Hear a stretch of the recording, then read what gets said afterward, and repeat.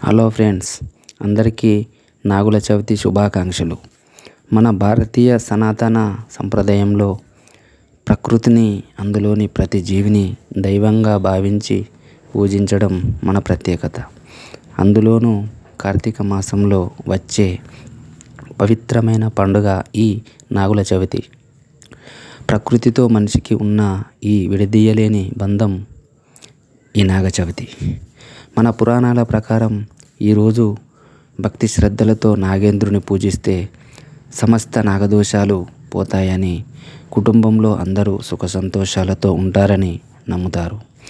మహిళలు సూర్యోదయమునకు ముందు తలస్నానం చేసి పుట్టమట్టిని పూజిస్తూ పాలు నైవేద్యాలతో నాగదేవతకు పూజలు చేస్తూ తమ సంతాన సౌభాగ్యాల కోసం మొక్కుతూ ఉంటారు.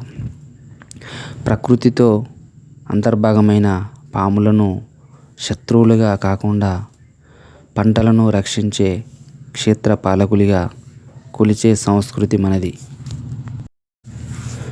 పుట్టలో పాలు పోయడం కేవలం ఒక ఆచారం మాత్రమే కాదు, సమస్త జీవకోటి పట్ల మనం చూపించే కరుణ, ప్రేమకు నిదర్శనం.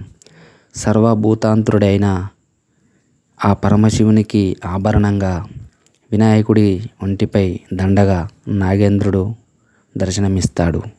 మీరు చూస్తున్న ఈ నాగచవితి పండుగ జగిత్యాల జిల్లాలోని బుగ్గార మండలం గోపాలపూర్ గ్రామంలో జరిగినది.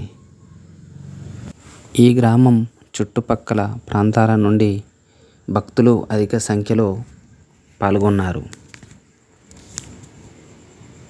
నాగదేవతను దర్శించుకున్నారు.